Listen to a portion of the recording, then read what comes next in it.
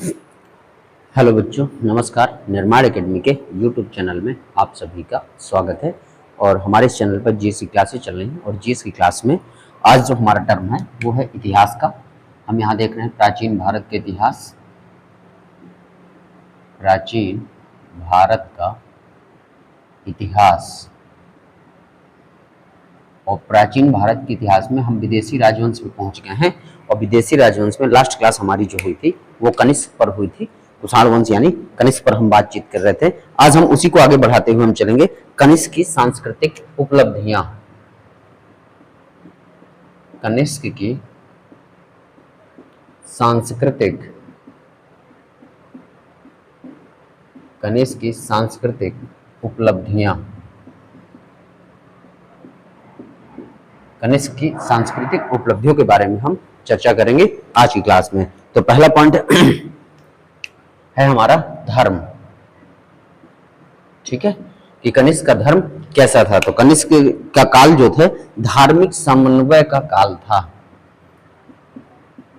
कनिष्क का काल धार्मिक समन्वय, धार्मिक समन्वय का काल था। कुल मिला के सभी धर्मों को समान भाव से देखना, यही धार्मिक समन्वय का काल कहलाता है। तो सब यानी धार्मिक समन्वय का काल था। इसी के समय देखिए क्या होता है, बौद्ध धर्म के इसी के समय, इसी के समय बौद्ध धर्म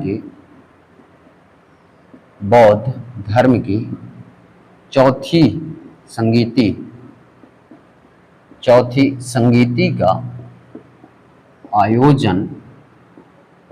संगीति का आयोजन कुंडलवन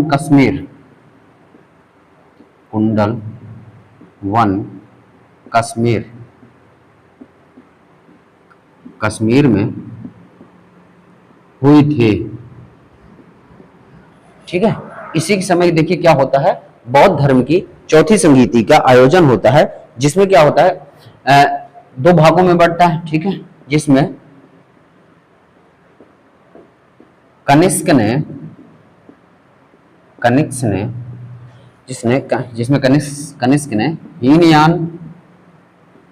हीनयान तथा महायान दोनों को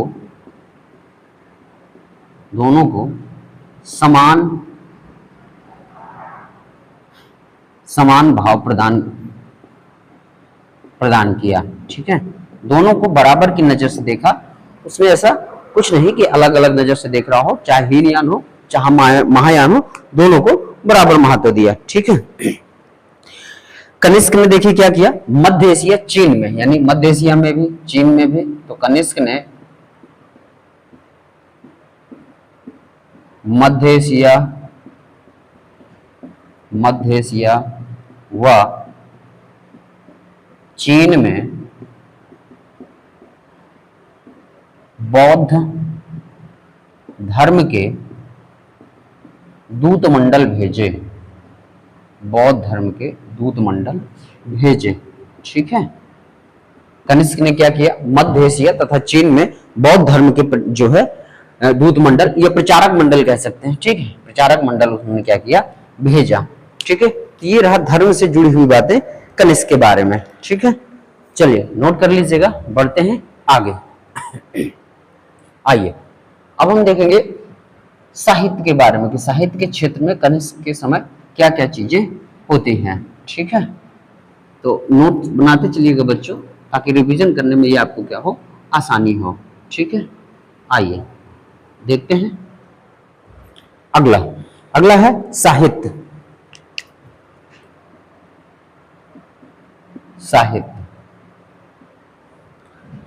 कनिष्क का राजकवि,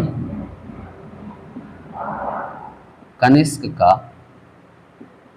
राजकवि अश्वघोष था। कनिष्क का जो राजकवि था वो कौन था, अश्वघोष था। ठीक है, जो एक महान दार्शनिक एवं महान कवि था, ठीक है, उसने कुछ रचनाएं भी की थी। उसकी हम रचनाएं देख लेते हैं कौन कौन सी। तो जिसने बुद्ध चरित व सौदरानंद, ठीक है, जिसने बुद्ध चरित सौदरानंद,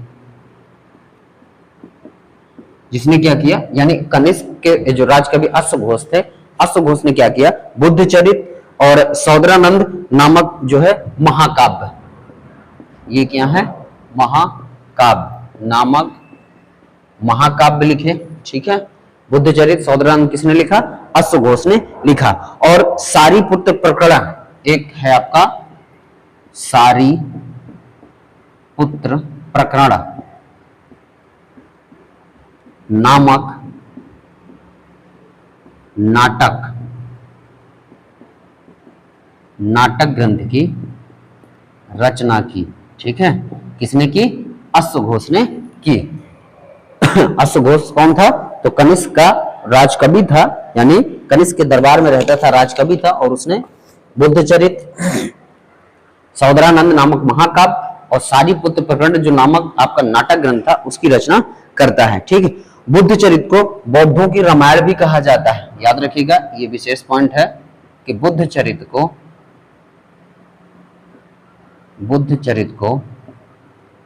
बौद्धों की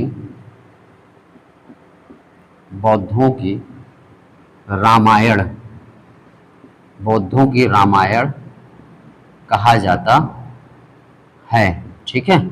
सवाल पूछा जा सकता है कि बौद्धों की रामायण किसे कहा जाता है, तो बुद्धचरित को बौद्धों की रामायण कहा जाता है, ठीक है। चलिए आगे बढ़ते हैं। नागार्जुन एक बौद्ध आचार्य थे, इन्हीं के समय नागार्जुन एक बौद्ध आचार्य, नागार्जुन एक बौद्ध आचार्य थे जिन्होंने क्या किया था, शून्यवाद दर्शन का प्रतिपादन किया था। जिन्होंने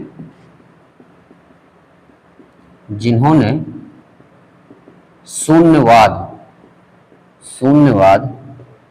दर्शन का प्रतिपादन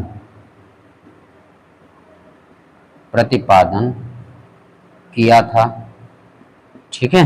तो याद रखिएगा, शून्यवाद दर्शन का प्रतिपादन किसने किया था, नागार्जुन ने किया था। इन्हें भारत का आइंस्टीन भी कहा जाता है, ठीक है।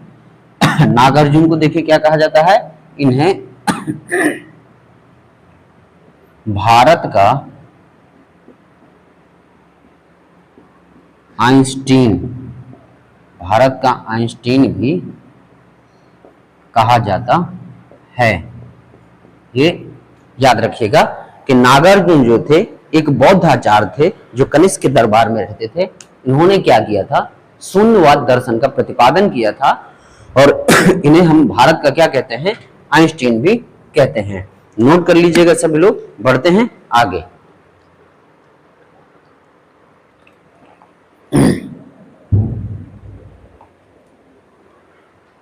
चलिए, तो नोट्स बनाइएगा बच्चों, ताकि रिवीजन में आसानी। मैं बार बार कह रहा हूं कि नोट्स जरूर बनाते हुए चलिएगा, ठीक है। और क्लास आपको पसंद आए तो वीडियो को लाइक करिएगा और शेयर करिएगा अपने मित्रों के साथ। आइए अगला देखते हैं कि वसुमित्र भी एक बौद्ध आचार्य थे। इनके दरबार में वसुमित्र भी एक बौद्ध आचार्य थे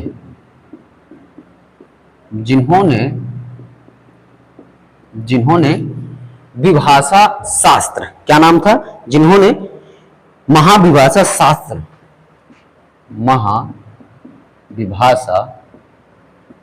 शास्त्र नामक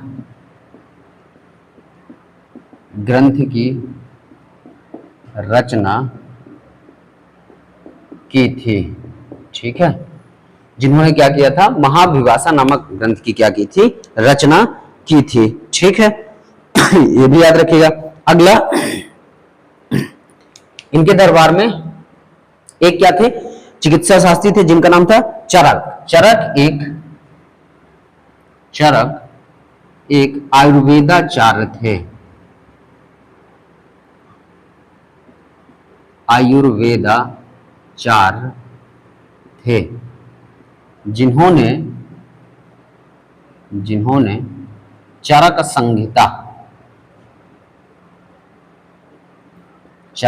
संहिता नामक चिकित्सा ग्रंथ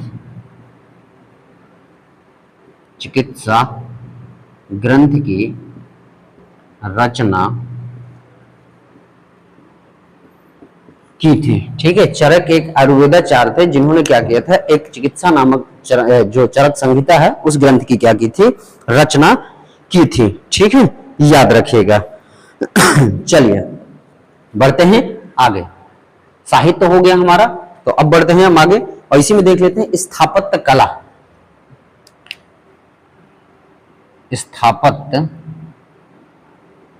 कला। ठीक है, स्थापत्य कला के बारे में देख लेते हैं कनिष्क के समय। तो कनिष्क ने पुरुषपुर और कनिष्कपुर नामक नगर बसाया। कनिष्क ने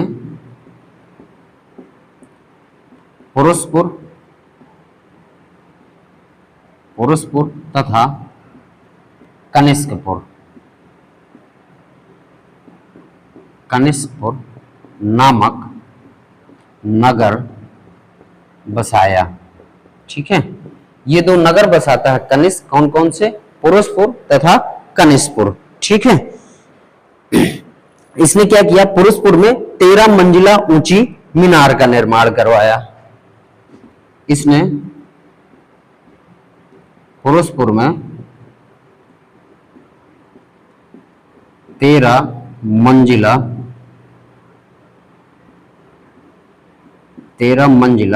ऊंची मीनार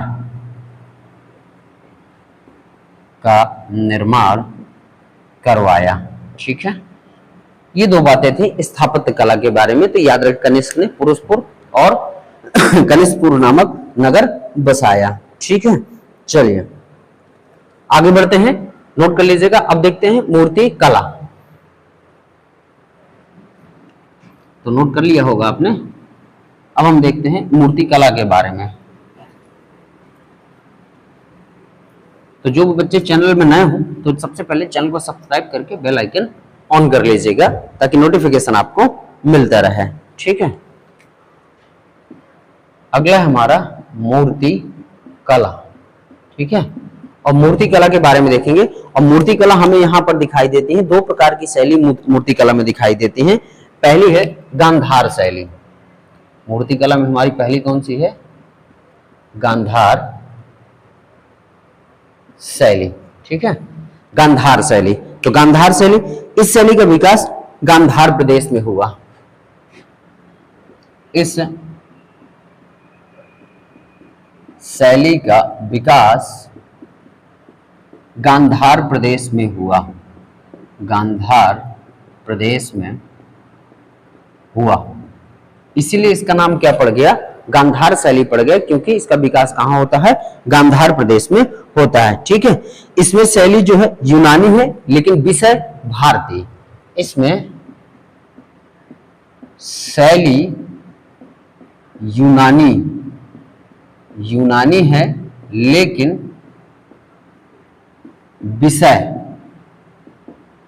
विषय भारतीय। लेकिन विषय कैसा है, भारतीय है। ये गांधार शैली की विशेषता है। ठीक है, इस शैली से बुद्ध की सर्वाधिक मूर्तियों का निर्माण हुआ। इस शैली से बुद्ध की सर्वाधिक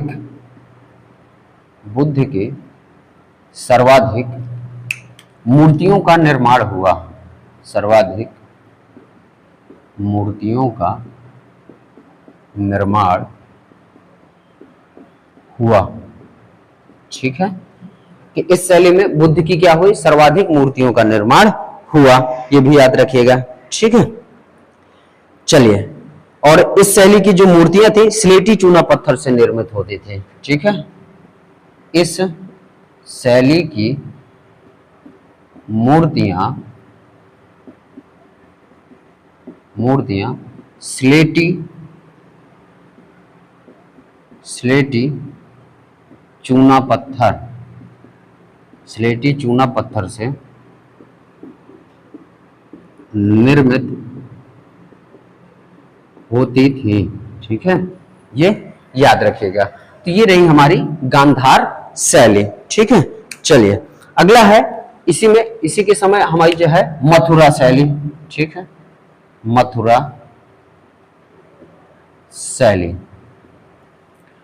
शैली के बारे में देखेंगे कि मथुरा शैली क्या है। तो मथुरा शैली, इस शैली का विकास मथुरा के आसपास के क्षेत्रों में होता है। इस शैली का विकास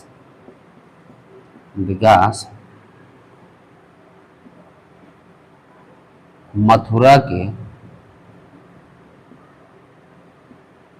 आसपास के क्षेत्रों में होता है। ठीक है, याद रखिएगा, मथुरा शैली का विकास मथुरा के आसपास के क्षेत्रों में होता है। यह शैली शुद्ध भारतीय कला की शैली है। यह शैली शुद्ध भारतीय कला की शैली है। ठीक है, ये याद रखिएगा। तो यहां से हमने देखा आपके मूर्ति कला में गांधार शैली और मथुरा शैली। ठीक है, तो यहां से हमारा कनिष्क क्या होता है, समाप्त होता है। और अब हम कुछ देख लेते हैं मौर्योत्तर काल के महत्वपूर्ण तथ्य। मौर्योत्तर काल में अब हमारा अंतिम पॉइंट पहुंच चुके हैं, नोट कर लीजिएगा इसको। चलिए स्क्रीनशॉट ले लीजिएगा। आइए, तो अब हम देखते हैं कुछ महत्वपूर्ण तथ्य देखते हैं और मौर्योत्तर काल को यहीं पर समाप्त करते हैं। इसके बाद हम शुरू करेंगे गुप्त काल। यहां से हमारा क्या शुरू हो जाएगा, अब गुप्त काल शुरू हो जाएगा। ठीक है, तो गुप्त काल की शुरुआत हम कल से करेंगे, लेकिन कुछ हम महत्वपूर्ण तथ्यों पर बात कर ले जो मौर्योत्तर काल में हैं। ठीक है, ये हमारे एग्जाम के लिए काफी महत्वपूर्ण होते हैं। तो महत्वपूर्ण तथ्य, महत्वपूर्ण इंपॉर्टेंट, हम क्या फैक्ट देख लें कि हमारे फैक्ट कौन कौन से हैं। तो सबसे पहला है कि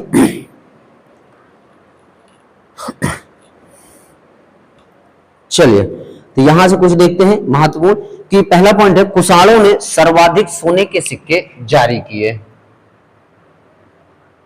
कुषाणों ने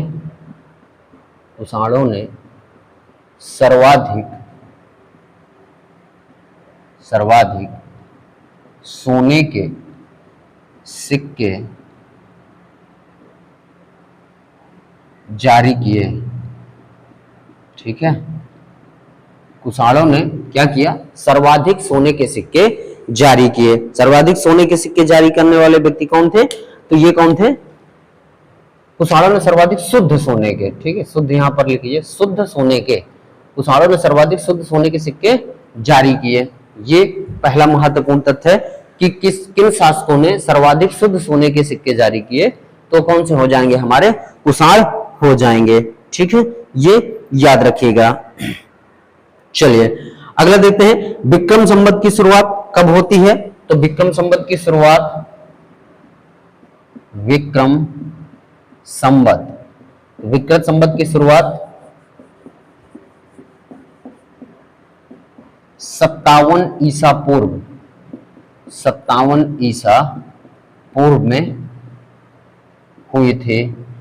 ये दूसरा महत्वपूर्ण तथ्य है कि विक्रम संवत की शुरुआत कब होती है, तो 57 ईसा पूर्व में हुई थी। ठीक है, अगर हम शक संवत की बात कर दें यहीं पर, तो शक संवत की शुरुआत कब होती है, तो शक संवत की शुरुआत होती है 78 ईस्वी में होती है, 78 ईस्वी में हुई थी। ये जो है याद रखिएगा कि विक्रम संवत 57 ईसा पूर्व और आपका शक संवत 78 ईस्वी में होता है।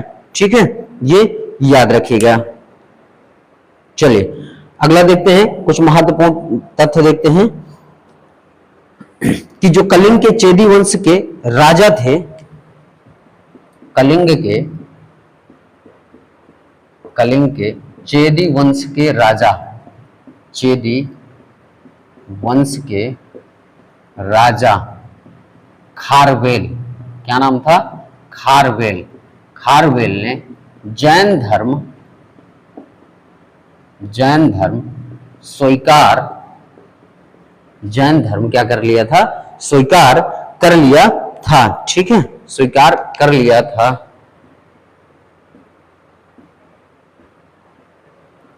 इसकी जानकारी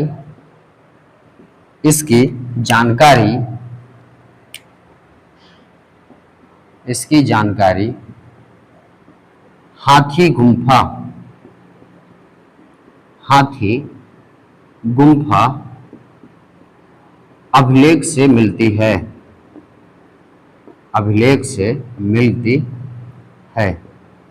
ठीक है। ये याद रखिएगा कि कलिंग के चेदी वंश के जो राजा थे खारवेल ने जैन धर्म क्या कर लिया था? स्वीकार कर लिया था। और इसकी जानकारी हमें कहां से मिलती है? हाथी गुम्फा से मिलती है। ठीक है। कुषाण शासक कनिष्क की मुद्राओं में, कुषाण शासक कनिष्क के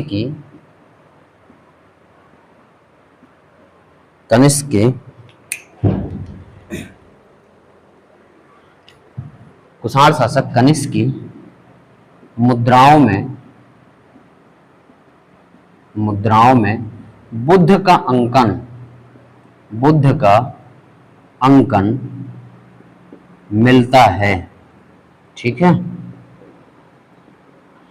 कनिष्क जो कुषाण शासक जो कनिष्क था उसकी मुद्राओं पे हमें किसका अंकन मिलता है? तो बुद्ध का अंकन मिलता है। ठीक है, ये याद रखिएगा। चलिए अगर हम देखेंगे भारत में स्वर्ण सिक्कों का प्रचलन, भारत में स्वर्ण सिक्कों का प्रचलन कुषाण शासक विम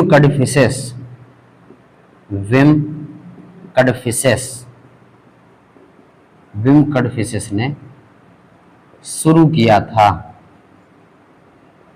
ठीक है, कि भारत में स्वर्ण सिक्कों का जो प्रचलन था वो कुषाण शासक विम कडफिसेस ने शुरू किया था। ठीक है। चलिए, तो यहां से कुछ महत्वपूर्ण तथ्यों पर हमने चर्चा की जो मौर्योत्तर काल के थे। अब यहां से हमारा मौर्योत्तर काल क्या होता है? समाप्त होता है। और अब हम शुरू करेंगे गुप्त काल। तो गुप्त काल हम कल की क्लास शुरू करेंगे, बिल्कुल बेसिक से चलेंगे, बेसिक पढ़ाते हुए चलेंगे।